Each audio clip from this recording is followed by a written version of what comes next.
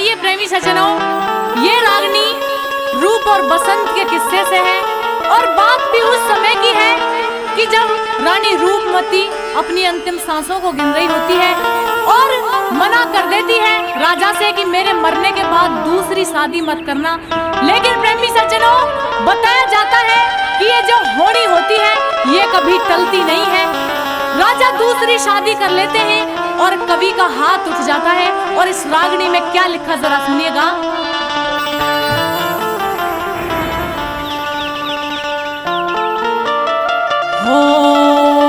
होनहार बलवान जगत में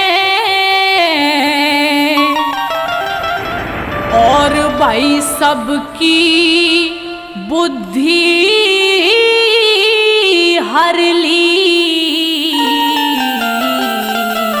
और बताया कि मंत्री के कहने से भूप ने दूजी शादी करेली।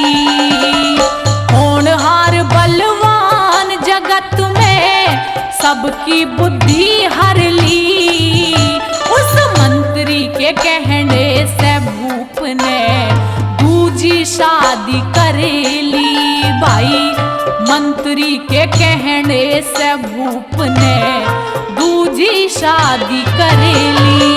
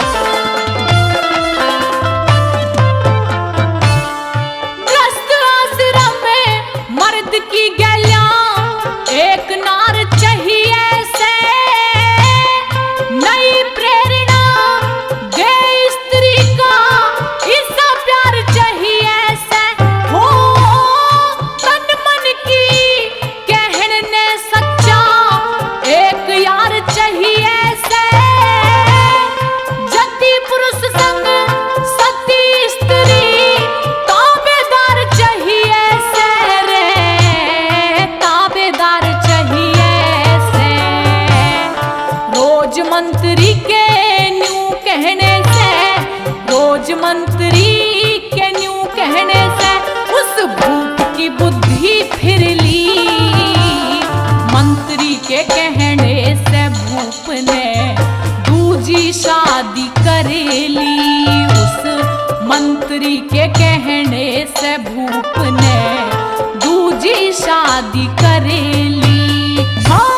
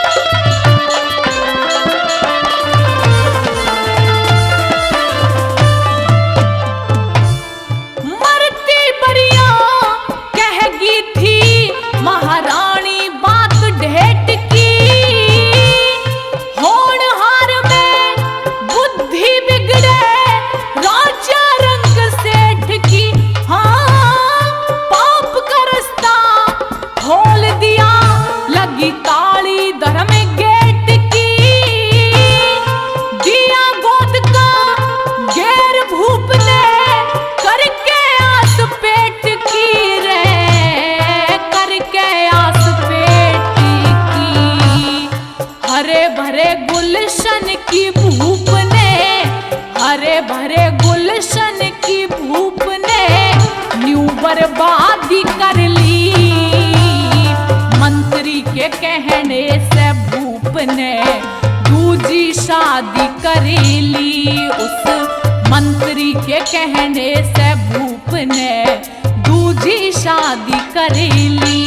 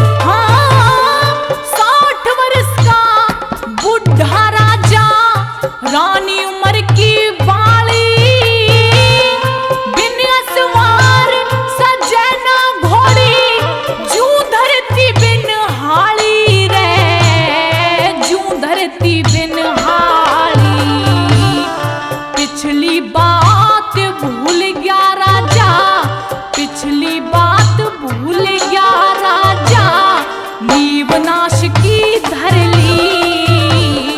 मंत्री के कहने से भूप ने दूजी शादी करेली। उस मंत्री के कहने से भूप ने दूजी शादी करेली। हाँ ओहो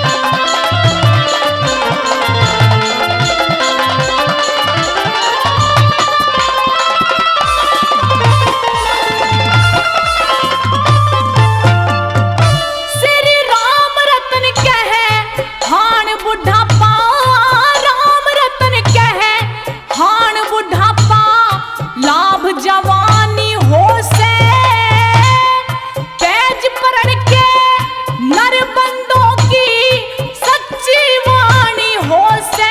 हाँ बुढ़े का ब्याह इस दुनिया में नरक निशानी हो से।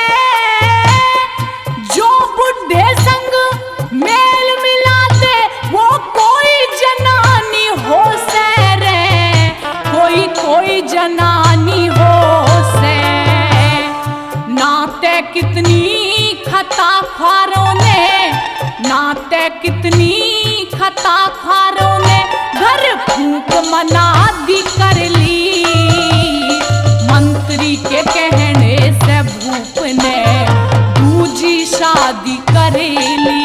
उस मंत्री के कहने से भूप ने शादी करेली। भाई होनहार बलवान जगत में सबकी बुद्धि हर ली। मंत्री के कहने से भूप ने दूजी शादी करेली। उस मंत्री के कहने से भूप ने दूजी शादी करेली।